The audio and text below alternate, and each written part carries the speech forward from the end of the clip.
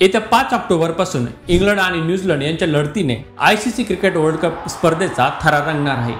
या स्पर्धेतील 48 सामने मुंबईसह देशभरातील 10 शहरांमध्ये खेळवले जाणार आहेत। वर्ल्ड कप स्पर्धेतील बहुचर्चित भारत-पाकिस्तान लढत आणि फायनल अहमदाबादच्या नरेंद्र मोदी स्टेडियमवर रंगणार आहे, तर 15 नोव्हेंबरला सेमीफायनलचा थरार मुंबईत रंगणार आहे। या व्हिडिओमधून दोन्ही स्टेडियमचा इतिहास आणि रेकॉर्ड पाहूया। नरेंद्र मोदी स्टेडियम अहमदाबादच्या नरेंद्र मोदी स्टेडियमची स्थापना 1982 साली झाली होती। त्यावेळी या स्टेडियमचे नाव सरदार वल्लभभाई पटेल मोटेरा स्टेडियम असे होते।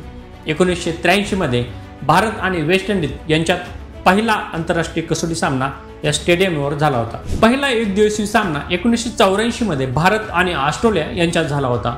2015 मध्ये संपूर्ण स्टेडियमचे रिकन्स्ट्रक्शन करण्यात आले आणि बांधकाम 2020 मध्ये पूर्ण झाले। सध्या या स्टेडियममध्ये 1,32,000 प्रेक्षक बसू शकतील एवढी क्षमता आहे। एकाच वेळी इतके प्रेक्षक बसण्याची क्षमता असलेले जगातील हे एकमेव क्रिकेट स्टेडियम आहे। क्रिकेटच्या 2 ऐतिहासिक घटना या स्टेडियमवर घडल्या। अहमदाबादच्या स्टेडियमवर 10,000 धावा करणारे सुनील गावस्कर हे पहिले खेळाडू ठरले।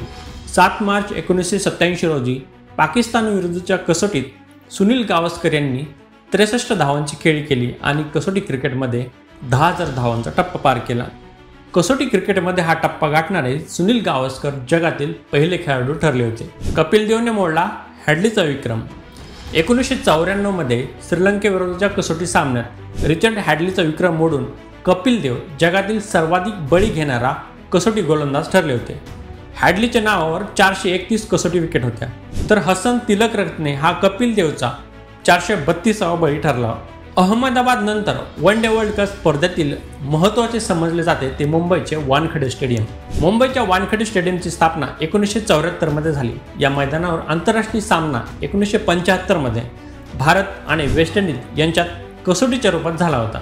हा सामना वेस्ट इंडिजने 201 धावांनी जिंकला होता। वानखेडेवर पहिला एकदिवसीय सामना भारत आणि श्रीलंका यांच्यात झाला होता।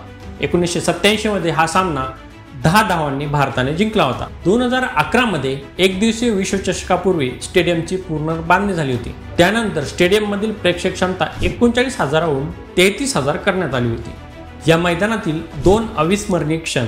भारत दुसऱ्यांदा चॅम्पियन बनला। 2 एप्रिल 2011 रोजी मुंबईच्या वानखेडे स्टेडियमवर फायनल सामना झाला होता। या सामन्यात भारताने श्रीलंकेचा 6 गडी राखून पराभव करत दुसऱ्यांदा एकदिवसीय विश्वचषक स्पर्धेचं विजेतेपद पटकावलं होतं। घरच्या मैदानावर विश्वकप जिंकणारा भारत जगातील पहिला संघ ठरला होता। तेव्हापासून प्रत्येक वेळी होम टीमच वर्ल्ड कप जिंकत आली आहे। सचिनचा आंतरराष्ट्रीय क्रिकेटला अलविदा। सचिन तेंडुलकरने आपला शेवटचा आंतरराष्ट्रीय सामना वेस्ट इंडिज विरुद्ध वानखेडे स्टेडियमवर खेळला। सचिन 15 नोव्हेंबर 2013 रोजी शेवटची इनिंग खेळला होता। या सामन्यात सचिनने 74 धावा केल्या होत्या।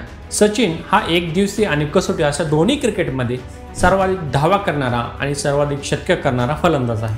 5 ऑक्टोबरपासून सुरू होणाऱ्या ICC वर्ल्ड कप स्पर्धेचा काउंटडाऊन सुरू झालाय। काही तासांवर ही स्पर्धा येऊन ठेपली। या स्पर्धेदरम्यानच्या काळात वर्ल्ड कप स्पर्धेचे सामने आयोजित केलेल्या क्रिकेट ग्राउंडचे किस्से आणि इतिहास आपण या व्हिडिओमधून पाहत जाणार आहोत। तुम्हाला ही माहिती कशी वाटली हे आम्हाला नक्की कळवा आणि तुमच्याकडे जर काही किस्से असतील ते देखील आम्हाला कमेंट करा। अशाच प्रकारचे व्हिडिओ पाहण्यासाठी लेट्सअपच्या YouTube चॅनलला सबस्क्राईब करा आणि फेसबुक आणि इंस्टाग्रामवरती फॉलो करा।